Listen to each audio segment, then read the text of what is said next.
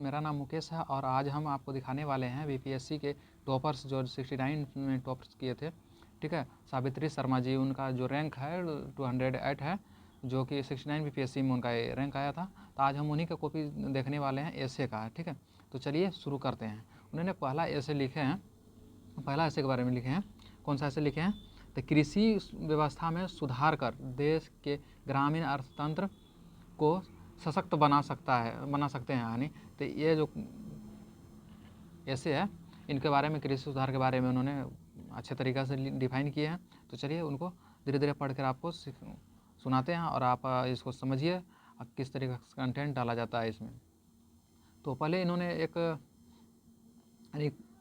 कहते तो एक क्वेश्चन को हाईलाइट पहले करते हैं। ठीक है, हाईलाइट का मतलब होता है कि पहले उन क्वेश्चन को दोबारा लिखते हैं ताकि अंडरलाइन करें, ताकि समझ में आवे क्वेश्चन का आंसर जो है यहाँ से शुरू होने वाला है। तो उन्होंने पहले क्या किया है, तो इसको पहले बैकग्राउंड यानी पहले लिखे हैं। ठीक है, क्वेश्चन को फिर से, और फिर यहाँ से क्या किया, उन्होंने शुरुआत किया है। ठीक है, भारत की आत्मा गाँव में निवास करती है। यह नेहरू जी का कथन औपनिवेशिक भारत से लेकर आज तक उतना ही प्रासंगिक बना हुआ है। भारत की भौगोलिक परिस्थिति, सामाजिक, आर्थिक एवं सांस्कृतिक सभी आयाम कृषि एवं कृषिजन अर्थव्यवस्था के अनुकूल है।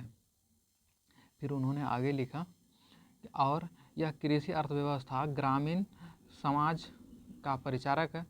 फिर उन्होंने पैराग्राफ चेंज किया। ये तो हो गया जो नेहरू जी ने लिखा था उनके कथन के बारे में। ठीक है, फिर आगे उन्होंने लिखा कि ग्रामीण अर्थतंत्र से तात्पर्य है कि जहाँ प्राथमिक क्रियाओं की प्रधानता हो इन क्रियाओं में कृषि, मत्स्य, खनन, मधुमक्खी पालन आदि आता है। भारत विश्व का 7वां बड़ा देश है और इसमें कृषि में संलग्न जनसंख्या का 53% भाग है। इससे यह स्पष्ट तौर पर जाहिर होता है कि भारत जैसे देश में कृषि अर्थव्यवस्था कितना महत्वपूर्ण है। इन्होंने किस तरीक़ा से पहले क्या किया, उन्होंने नॉर्मल यानी इस तरीक़ा से किया है कि पहले उन्होंने एक साधारण भाषा में, यानी साधारण भाषा में उन्होंने समझाने की कोशिश की। ठीक है, फिर उन्होंने धीरे धीरे वर्ड को क्या किया, थोड़ा सा ऊपर की तरफ बढ़ाते गए। फिर आगे उन्होंने लिखा कि जब भारत में औपनिवेशिक ब्रिटिश सत्ता की स्थापना हुई थी, तब उनका मुख्य उद्देश्य ही भारत का आर्थिक दोहन करना था। इसके लिए उन्होंने कृषि क्षेत्र में प्रशासनिक एवं भू राजस्व बदलाव किए, अस्थायी बंदोबस्त, मालवाड़ी और रैयतवाड़ी नीतियाँ लागू की, जिनका उद्देश्य केवल किसानों से अधिकतम राजस्व वसूलना था।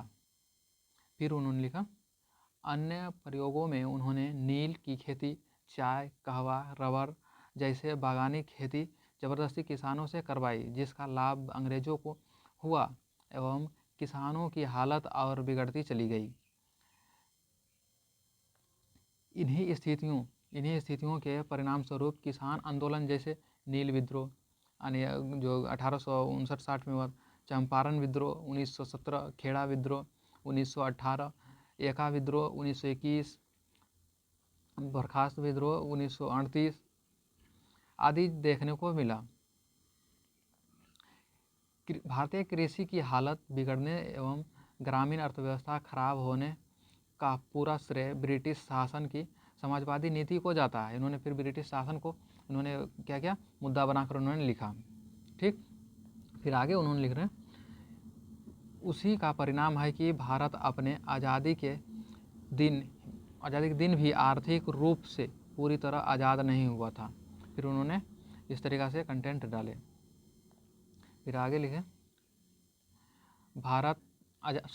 आज़ाद भारत के सामने अर्थव्यवस्था को मजबूत बनाने एवं जनसंख्या के लिए खनन यानी खाद्यान्न आपूर्ति की समस्या थी। क्या थी? जनसंख्या के लिए खाद्यान्न आपूर्ति की जो समस्या थी, उनको क्या किया, हाईलाइट किया थोड़ा सा। ठीक है, हाईलाइट आप ध्यान रखें किन कंटेंट को इन्होंने हाईलाइट किया है। इसी समस्या को देखते हुए भारत में पहले प्रधानमंत्री द्वारा पंचवर्षीय योजनाओं के तहत प्रथम योजना में कृषि अर्थव्यवस्था एवं ग्रामीण विकास पर जोर दिया गया। कृषि क्षेत्र में खाद्यान्न आत्मनिर्भरता स्वामी विश्वनाथन के प्रयासों से 1966-67 के दौरान हरित क्रांति के प्रयोग से आई, जहां पहली बार उच्च गुणवत्ता बीजों, सिंचाई, भूमि सुधार, यांत्रिकरण आदि पर जोर दिए एवं धान एवं गेहूं की उपज में आत्मनिर्भरता हुई। खाद्यान्न में आत्मनिर्भरता तो हो गए, किंतु ग्रामीण अर्थव्यवस्था में ज़्यादा बदलाव नहीं दिखाई दिए। भारत की लगभग 70% जनसंख्या ग्रामीण अर्थव्यवस्था से जुड़ी है, जिसमें पूरे देश के सकल घरेलू उत्पाद में हिस्सेदारी केवल 21% है। कितना है? 21%, जो अपने आप में चिंतनीय तस्वीर दर्शाता है। कृषि के केवल एक पक्ष को मजबूत कर लेने से न तो कृषि में आत्मनिर्भरता आ पाएगी और न ही ग्रामीण अर्थतंत्र सुदृढ़ होगा। इन्होंने किस तरीक़ा से कंटेंट को साधारण वर्ड में समझाने की कोशिश की है, इसी तरीक़ा से समझाना चाहिए। फिर ग्रामीण परिवेश में लगभग 90% जनसंख्या, इन्होंने क्या किया, तो 90% जनसंख्या कृषि कार्यों में संलग्न है। उनकी आजीविका का स्रोत केवल प्राथमिक क्रियाएं हैं और कृषि कार्य कई बातों पर निर्भर करता है। यानी देखिए उन्होंने क्या किया, पहले तो आप जिस तरीक़ा से दर्शाने की कोशिश करते हैं कि कितना जनसंख्या है, कितनी मतलब प्रतिशत है, ये सब आप दर्शाने की थोड़ा सा कोशिश किया करें, ठीक है। फिर आगे उन्होंने लिखा, कृषि के लिए भूमि, श्रम, सिंचाई, बीमा, प्रबंधन, फसल तैयार होने के बाद बाजार एवं उपभोक्ताओं जैसी आवश्यकताओं की पूर्ति एवं उसका सही मूल्य मिलने से ग्रामीण अर्थतंत्र मजबूत होगी। वर्तमान में तीव्र शहरीकरण की प्रक्रिया के फलस्वरूप भूमि निम्नीकरण, जमीन की कमी यानी जोतों का आकार जो छोटा होता चला गया की समस्या दिखाई पड़ती है। इनके पास उन्नत बीजों, उर्वरकों का अभाव दिखाई पड़ता है। सबसे बड़ी समस्या वर्तमान में जलवायु परिवर्तन के कारण हो रही है।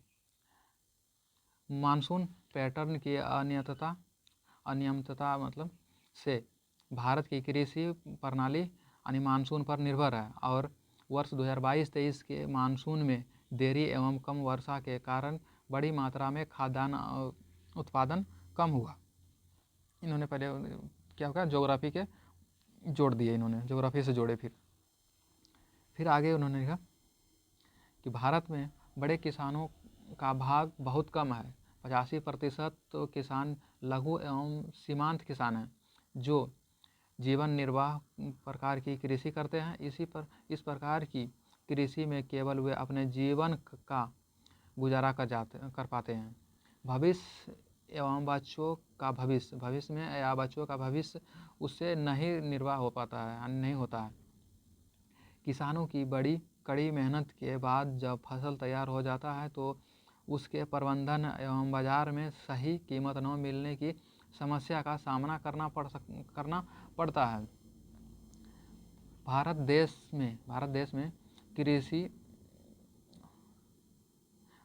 में कृषि की अर्थव्यवस्था को सुलझाया नहीं जा सकता है। इसीलिए इसमें शासन व्यवस्था में जितने भी सरकारों ने शासन किया है, उनका मुख्य उद्देश्य कृषि एवं किसान एवं ग्रामीण अर्थव्यवस्था का पुनरुद्धार ही रहा है। फिर आगे उन्होंने लिखा, इसी संदर्भ में 73वां संविधान संशोधन कानून 1993 लाया गया है, जिसमें ग्रामीण अर्थव्यवस्था को राजनीतिक शक्ति देने के लिए विकेंद्रीकरण किया। इससे कभी सकारात्मक परिणाम देखने को नहीं मिला, यानी इससे जो काफ़ी सकारात्मक परिणाम देखने को नहीं मिला। किसानों को उनकी कृषि उपज का सही मूल्य मिले, इसके लिए कृषि लागत एवं मूल्य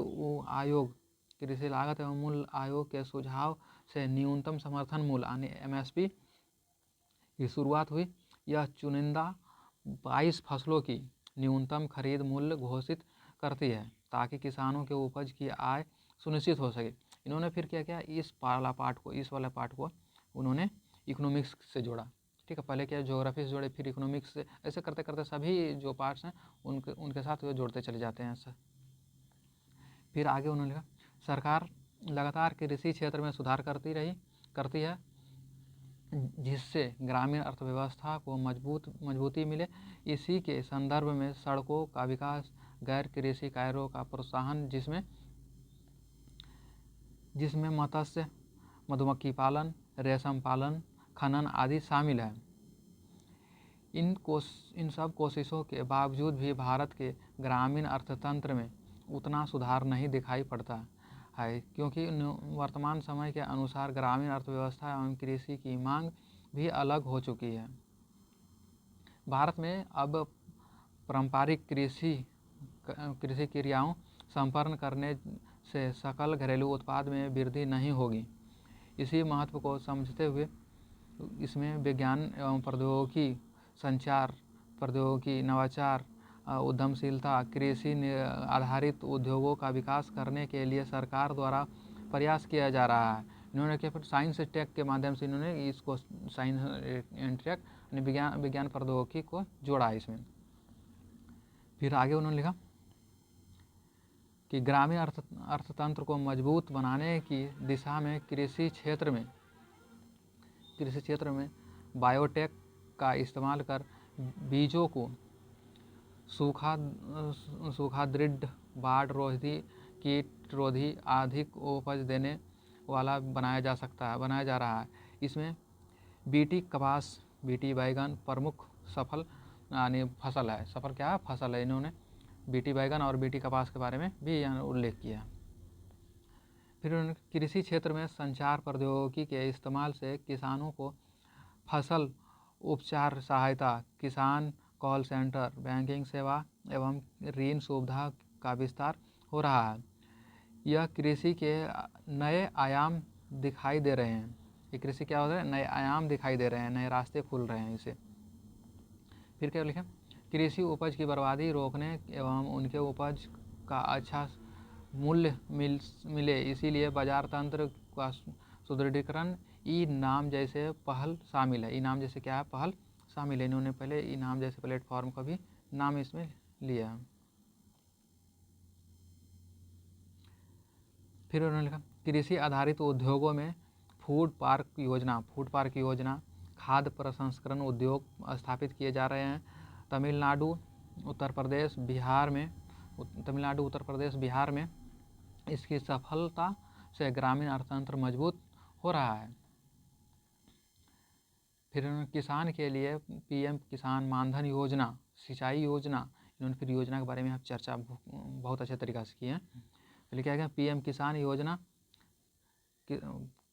मानधन योजना, सिंचाई योजना, बीमा योजना आदि का क्रियान्वयन ग्रामीण अर्थतंत्र को मजबूत करने की दिशा में हो रहा है।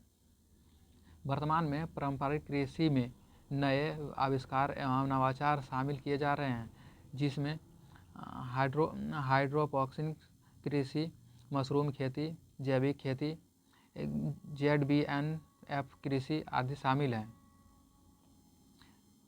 मोटे अनाज जो स्वास्थ्य एवं अर्थव्यवस्था दोनों के लिए लाभकारी है, उनके लिए श्री अन्न योजना लाई गई है। इसकी महत्ता को संयुक्त राष्ट्र ने समझते हुए वर्ष 2022 को मोटे अनाज का वर्ष घोषित किया है।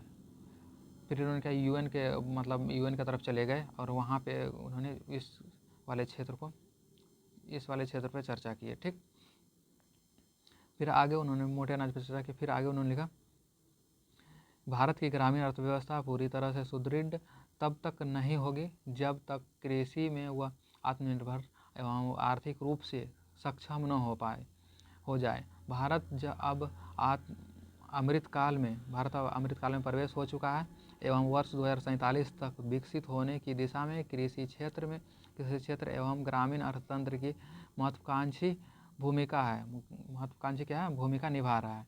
ठीक है, इस तरीक़ा से इन्होंने क्वेश्चन को क्या मतलब सॉर्ट आउट किए, ठीक है, क्वेश्चन को सॉर्ट आउट किए। और कितने अच्छे तरीक़े से उन्होंने, पहले आप देखें कितने अच्छे तरीक़ा से इन्होंने वर्ड को क्या किया, वर्ड को यानी शब्द को जो है, शब्द को इन्होंने क्या किया, एक सिंपल शब्द में यानी साधारण शब्द में इन्होंने क्या किया, साधारण शब्द में इन्होंने उसको टैकल करने की कोशिश किया। और एग्जामिनर को क्या चाहिए, एग्जामिनर को यही चाहिए कि बच्चे को हर एक क्षेत्र में जानकारी हो। इन्होंने क्या किया, पहले आपको सोशल से जोड़े, इसके बाद आपको